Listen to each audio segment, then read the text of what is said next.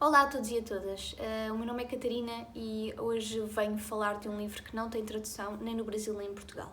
Decidi fazer este vídeo na mesma porque tenho pena que muitos livros não sejam,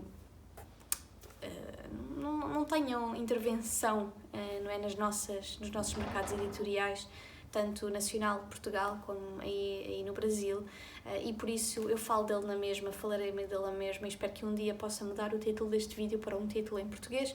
Até lá, quem quiser e tiver interesse em ler em inglês ou simplesmente conhecer mais uma história, mesmo que não a leia, deixo-vos então este livro. O livro que eu quero falar intitula-se Among Other Things, I've Taken Up Smoking, portanto, dentro de outras coisas, eu deixei de fumar, da Aubin Sweeney. Esta é uma autora que realmente eu não conhecia, e não só não conhecia, como ela é daquelas autoras da ficção literária, aquele novo subgénero literário, digamos assim, que está a ganhar mais força em Portugal, mas que mesmo assim ainda não tem propriamente muita força. A verdade é que este género literário, ou subgénero literário, é muito conhecido por tratar de temáticas do dia-a-dia, singelas, não é simplistas, mas simples mesmo, e obviamente indo buscar algumas componentes mais ou complexas ou mesmo ricas, beber de outras fontes. Neste caso, por exemplo, este livro fala portanto, é narrado na primeira pessoa, pela Miranda, uma jovem que vive numa ilha isolada com o pai. Ela descreve que a mãe desapareceu, a mãe morreu, mas a história de como é que foi a vida da mãe com o pai, como é que se deu a morte ou essa fuga, não é explicada, e essa é uma das componentes interessantes deste livro, de como esse fantasma do desaparecimento de alguém nem sempre tem uma explicação óbvia, nem sempre tem nem sempre temos um presente bem fechado, não é? Que depois nos é entregue pelo escritor ou pela escritora. Esta Miranda vive realmente isolada com o pai, que é o dito conhecido antissocial, mas que na verdade o senhor dedica-se a traduzir a obra do Ovídio, a Metamorfoses. E qual é o ponto interessante deste livro? É que esta miúda, ela realmente cresce sob a supervisão de um senhor que é o Mr. Blackwell. E este senhor é que colmata as lacunas pedagógicas e mesmo do que é alguém estar presente na vida de uma criança que está numa ilha e tem de ter cuidado para onde anda, não é? E este senhor é que colmata essas lacunas, essas falhas de parentalidade, digamos assim.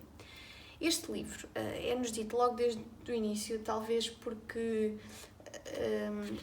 as opiniões, tanto dos jornais como de outros autores, mencionam amplamente, e a própria autora menciona em entrevistas, a influência de uma obra em particular que eu já tenho aqui, já falei aqui, que é A Tempestade, de William Shakespeare.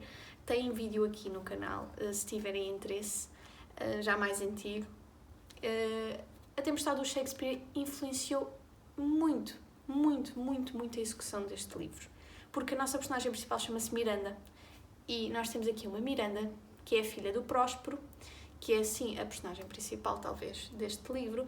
O Mr. Blackwell, aquele senhor que auxilia a Miranda na parentalidade, faz muito lembrar o Caliban, ou a Caliban, como queiram dizer, aqui da Tempestade. Portanto, este servo ou escravo aqui do Próspero e aqui do pai da Miranda, que ocupa uma função de tapar buracos, de fazer o que tem de ser feito, enfim, uma função de grande destaque, mas sem, obviamente, sem que esse destaque seja reconhecido com valor real pela sociedade, obviamente. Portanto, temos aqui algumas parecenças. A Miranda, ela é uma jovem que não se dá bem com a escola, não é como as outras colegas que têm o percurso delimitado. Ela acaba por ir para Nova Iorque, outra ilha, não é? Ela transita de uma ilha para outra, e é em Nova Iorque que tendencialmente tenderá a haver uma tentativa de descoberta de si própria e do mundo, e sempre com o pai presente na mente dela. Portanto, ela é enviada para a casa de um casal gay, de 2 homens gays, e isso é um ponto-chave neste livro, porque este livro trata de temáticas homossexualidade, bissexualidade, mas de uma forma em que a própria autora até já veio dizer que isto não é a obra perfeita da comunidade LGBTQIA+. É uma obra em que as próprias personagens, elas são tão defeituosas, elas são tão ainda incompletas enquanto pessoas, que isto não é a obra, o arquétipo da perfeição do que é uma pessoa que se autodescobriu e está no caminho de ensinar esse processo de autodescoberta aos outros, não é? São personagens muito, muito, muito falaciosas, rancorosas por vezes, que lutam contra os seus próprios demónios, mas não lutam conscientemente, e portanto essa luta acaba por transbordar para cima dos outros. A Miranda, ela vai acabar por ter vários tipos de relações, também sem falar muito sobre isso. No espectro da orientação sexual é um espectro amplo, e a Miranda realmente é uma personagem bastante interessante, porque ela não se desculpa por ser tão moralmente cinzenta. Ela realmente é uma personagem com a qual eu me identifiquei bastante, que não tenta encaixar-se em nenhum aspecto na nossa dicotomia tão comum na sociedade do que é bom, do que é mau. Na verdade, os parâmetros dela são diferentes das outras pessoas, porque ela vive isolada, ela cresce isolada numa ilha, portanto ela não tem um contacto tão permanente com a sociedade mediana e comum, ao ponto de saber como camuflar-se ou mimicar. Não é camaleónica nas interações, ela é sempre muito unidinâmica, talvez assim seja a palavra mais próxima que eu consigo arranjar do que estou a pensar. A obra começa, among other things, I've taken up smoking. Anna says I should stop with the good girl, bad girl stuff, and obviously she's right. Portanto, a obra começa logo com a personagem principal, a nossa narradora, homodiegética, portanto, ela narra e é a personagem principal, a indicar-nos que uma leitura externa dela enquanto pessoa diz que ela não se deve preocupar com ser boa rapariga ou má rapariga. E nós começamos aqui já... eu ia dizer em média res, e porque é um pouco. E, portanto, este livro não começa desde o início. Começa com uma introdução já da história no final, mas nós não sabemos bem que aquilo é o final, logo no início.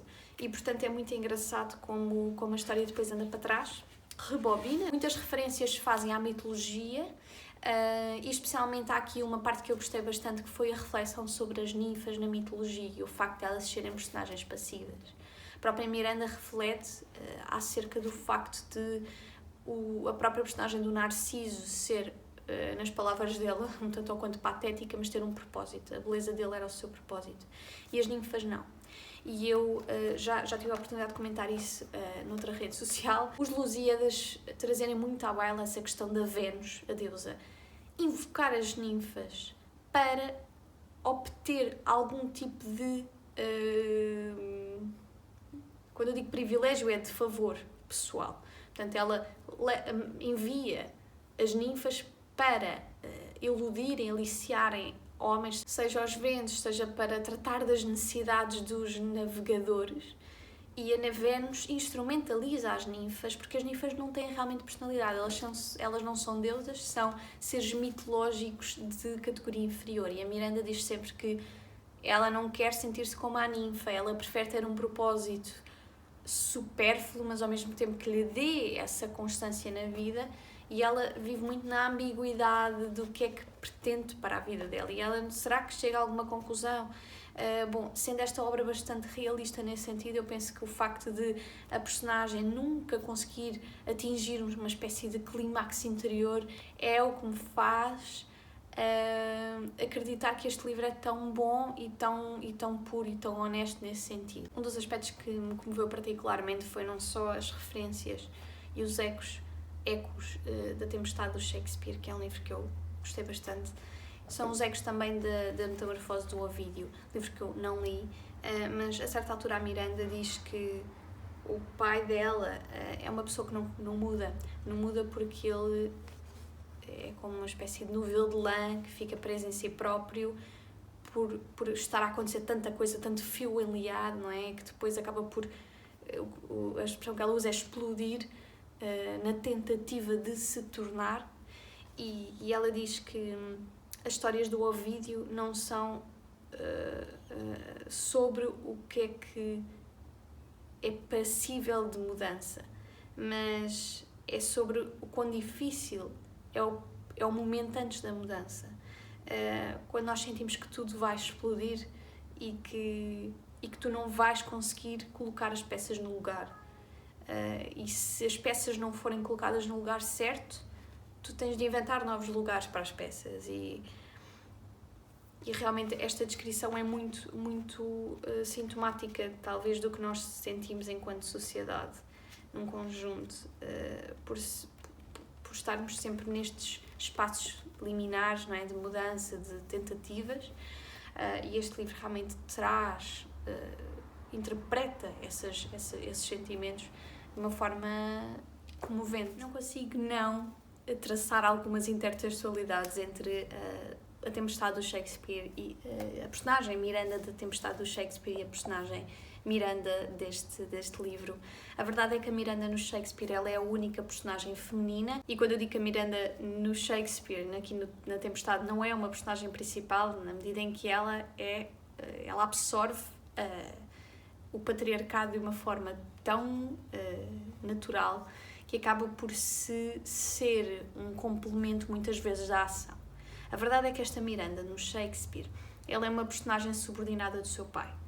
E ela é subordinada porque o Próspero, já agora aqui na Tempestade do Shakespeare, também tem muito a ver com uma ilha e viver isolados da sociedade e tudo mais, esses conflitos políticos que ocorrem. Neste livro também há uma subordinação bastante óbvia da Miranda em relação ao seu pai, e embora ela se afaste do seu pai e vá para outro local geográfico, há uma dependência mental, emocional, perante esta personagem masculina que, apesar de mal contactá-la,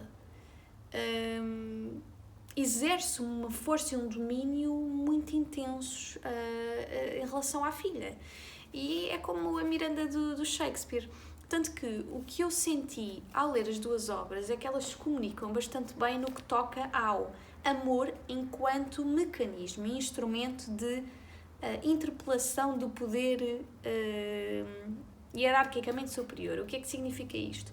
Em ambas as obras, as personagens das Mirandas, elas, através das relações amorosas, contestam os ditames patriarcais e mesmo de subordinação face aos seus pais, ao seu pai. E a figura materna, ela é nula aqui. E constrói-se uma figura feminina apesar de e para além de haver qualquer outra figura materna ou feminina. Qual é a inovação que a Sweeney faz face à personagem da Miranda?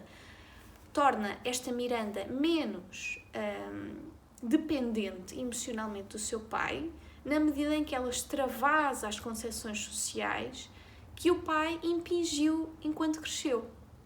E a questão dos valores LGBTQIA+, são muito interessantes, porque o pai é aparentemente um pouco homofóbico, apesar de ter sido amigo deste casal gay com que ela vive depois em Nova Iorque, mas há aqui um fosso, uma espécie de buraco negro entre o que o pai experienciou na sua adolescência, essas aberturas psicológicas que ele teve em relação ao mundo, face ao que ele é naquele momento em que se fecha sobre si próprio e impinge isso à filha, e ela tem de descobrir por ela própria que o mundo não é dessa cor, o mundo tem mais cores. Daí o arco-íris LGBTQ provar que existem mais cores do que só o preto e o branco. E uma coisa interessante é que a Miranda da Tempestade ela é muito ilustrada como sendo o pináculo da feminilidade. E a Miranda, aqui neste livro, sofre muito com essa confrontação entre o que é, se deve ser uma mulher feminina ou não. Ela tem uma espécie de interação romântica com um rapaz que vem de uma família rica que a convida para ir a um evento familiar. E o episódio em que ela se tem de mascarar de mulher feminina, camaleónica naquele contexto, com um vestido X, com uma postura Y, essa confrontação que ela tem nesse episódio é muito, muito ilustrativa da forma como esta Miranda tenta sair do casulo da Miranda do Shakespeare, que é forçada a ser esta feminilidade óbvia dentro dos ditames patriarcais. E esta Miranda sofre por querer sair dessa bolha. E porquê? Porque a sociedade não está preparada para sair dessa bolha. E, na verdade, as personagens aqui do livro da Sweeney são categóricas das personagens da Tempestade. Só que a personagem feminina, ela, para além de deixar de ser a única mulher protagonista, ela não é uma cópia, uma reverberação desta Miranda em termos absolutos. Ela é um desenvolvimento contemporâneo do Shakespeare, da personagem do Shakespeare. Eu queria também deixar à parte que, caso não se tenham lido A Tempestade ou tenham visto o meu vídeo, sabem que se fala aqui bastante da temática do colonialismo, um olhar, obviamente, contemporâneo sobre esta obra, e como a personagem da Miranda aqui, ela não interfere muito nessa dinâmica de análise do colonialismo. Isso faz parte mais da interação do Caliban com o Próspero. E é interessante como a Sweeney mantém essa tendência de não utilizar a sua personagem para tentar abordar todos os tópicos contemporâneos de interesse, ou seja, já temos aqui uma interação com a questão LGBTQIA+, e não há uma tentativa forçada de ir tocar em todos os pontos. Quanto à questão do colonialismo, ela vai interagir com uma personagem que é latina, e não se esqueçam, nos Estados Unidos aquilo latina não é como nós dizemos aqui em Portugal, portanto temos uma comunidade de diáspora aqui desta rapariga com que ela vai interagir, e ela sim vai obviamente trazer à baila talvez mais essa componente, mas de uma forma também muito subliminar, enfim, traz obviamente conversações sobre precariedade e classe social, este livro, como é óbvio, o privilégio de ter tido uma educação, o privilégio de ter contacto com figuras dentro de sua própria casa e ao redor, que estimulam a intelectualidade, e como isso muitas vezes não é o antídoto para descobrirmos quem nós somos. Numa jeito de conclusão deste livro e de recomendação, este é um livro sobre a nossa ambiguidade moral, o facto de nem sempre a mudança vir de uma forma orgânica. Esta não é uma obra LGBTQIA+, que seja perfeita, pelo contrário. Essa parte é uma parte instrumental da obra e é algo que faz parte do processo da caminhada. É uma obra que não tem grandes desenvolvimentos, não é centrada numa narrativa cheia de acontecimentos. É centrada em almas que divagam, que navegam, que flutuam, que sofrem, que sorriem, que têm as suas particularidades e que, por estarem em processo de construção, nós não as apreendemos na sua totalidade. E essa é uma das grandes magias deste livro, e foi uma das razões que me fez adorá-lo tanto. Por fim, também dizer que o amor entre pessoas, seja da família e fora da família, é muitas vezes o motor, essa interação é o motor de participação na mudança do outro. E como o perdão entre gerações também é algo tão difícil e que nunca discutimos, porque uma geração traz ruptura sempre face aos valores da anterior, e esse processo de ruptura tem dor, mesmo que seja inconsciente, e nunca há uma dinâmica de observação externa para que depois haja um certo sentido de perdão, não é? Face à incompatibilidade e à problemática que se instala. E este livro realmente é muito bom, tenho muita pena que não seja traduzido. E essa conversa não vou ter agora porque está sempre a acontecer aqui. Pronto, e deixo a recomendação também então da Tempestade do Shakespeare, um livro maravilhoso, e deixo a recomendação para mim também, que espero vir a ler, As Metamorfoses do Ovídio. Vejo-vos outro dia.